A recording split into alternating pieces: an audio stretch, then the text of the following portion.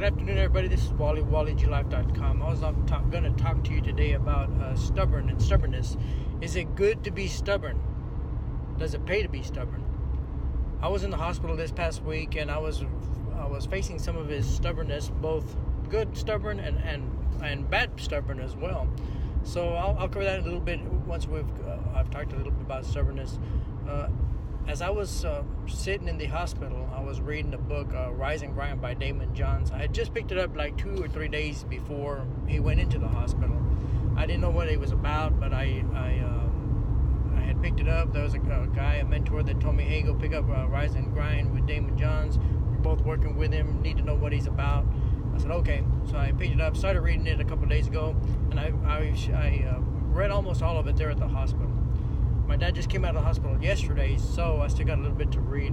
But in the book, it was full of what I saw was stubborn people that would not give up, people that got up, and as Damon says, they got up and grind, get ready. It's a new day. Every day they get up with a new passion to do what it is that they needed to do.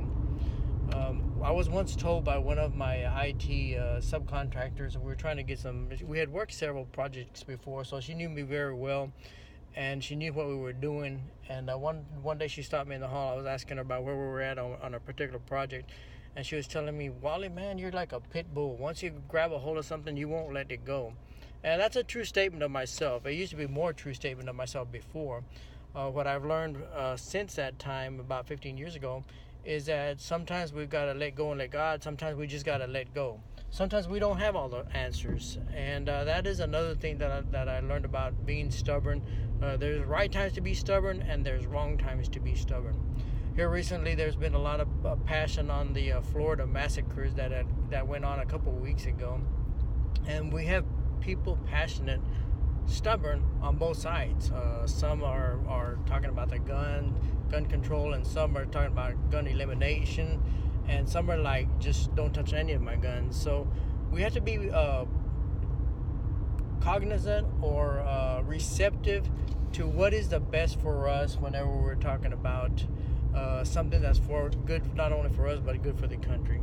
That's all I have to say about that one. Sometimes we need to step back and take ourselves out of the picture. I know I've been stubborn at times and said this is the answer, but yet when I step back and I let go, let God, there are other better answers out there. It's not always my answer that's the right answer. And that's what we have to realize as we grow, as we live, as we learn, that, hey, it's not always our answer. And I'll touch a little bit more of that on one of the stories with Carlos Santana here in a little bit. If you want to succeed, you have to be passionate, that's for sure. And that's what the Rise and Grind with Damon Johns pretty much said. He interviewed a bunch of people, and every single one of them was about passion. There was a guy named Kyle Maynard, a quadriplegic. Unbelievable story about him climbing Mount Kilimanjaro, the world's tallest mountain, I believe it is. And he's a quadriplegic, yet he climbed that mountain. It shows what people can do whenever they put a passion to their heart, whenever they have a no-quit attitude. His story is unbelievable. At the very beginning, they were making him wear his limbs, and he was doing a story at, I think he was like in 2nd grade, and the paper fell on the floor, and he just looked at the paper because he wasn't able to pick it up. He was not in his natural environment. That evening he went home. He told his mom, I don't want to wear these attachments anymore. I just want to go as I am. I want to be myself.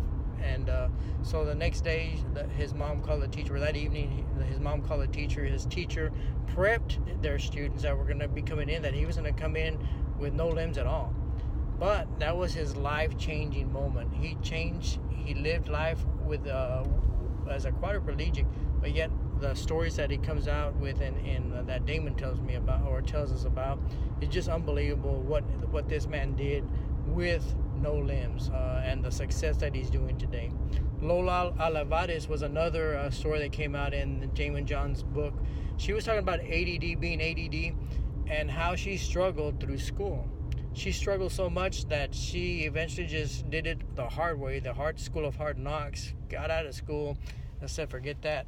But that trying to get by that ADD that she had, or actually she didn't recognize it. It wasn't recognized at the time whenever she was growing up. But she ran into the same situation with her 3 boys years later as they were growing up, and they were having the same struggles through school. So she just got down to the grind, and it's like, hey, I gotta figure this out. I'm not going to let them fail like I have failed. And she made a success out of them. She grinded for 3, 4, 5 years with her kids, figuring it out. How do we learn? How is it that we can learn? And eventually she was able to figure it out, and all of her 3 kids became a success, which is why Damon Johns had her in the book. Carlos Santana was another very good story. I really enjoyed this one. He talks about being in harmony in life, not only with himself but also with the environment and those around him. I really enjoyed that read. He talks about towards the end being whole, which is what I have been trying to do in the last 10-15 years, and you'll see in my talks on my website www.wallyglife.com. I talk about being whole, being receptive, being a piece of the puzzle, and just, you don't have to be everything, you don't have to do everything, you don't have to know everything, but do your part. That's the main thing, and that's what Carlos Santana talks about. He's got another interesting story which blew Damon Johns away, and it blew me away also. Damon asked him, how many hours do you practice per day? And he said, I really don't practice per day. I'm such an expert at my field nowadays that I just pick up the guitar and play these days. But as he was talking, he also talked about he does spend 2 or 3 hours every morning listening to music, many different types of genres. And the way he was talking, it sounds like he is practicing as he listens to other people's music, so that whenever he picks up his guitar, he's able to play whatever it is that he wants to play, which is really amazing. Summarizing, success doesn't fall on people's laps. Success requires persistency and a grind, like Damon Johns says. As we were there at the hospital, I was running into the stubbornness of my dad as he wanted to take medication that he shouldn't have been taking. They were already giving it to him there at the hospital. So I finally gave in to his stubbornness and said, okay, I'll bring it to you.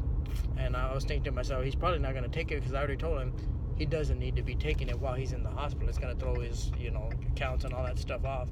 Sure enough, we talked to the nurse, and they said, no, he doesn't really need to be taking those. We've got him all covered. Everything's good. So he finally came to his senses and said, okay, he didn't take that medication. He didn't double up on it or anything like that. But what was really encouraging was he went into surgery like about 11:30 in the evening on Monday. And then he came out, we saw him in the recovery room, and they told us everything looks good, go on to sleep, and we'll see you all in the morning. About 1:30 in the morning, we were going to go take off, but then we said, no, we'll stay here in the lobby, see what's going on. So we stayed there in the lobby, and my mother received a call about 1:30 in the morning that my dad had just gone through his blood pressure had risen, gone up to like 190 or over something, and they had to stabilize him back.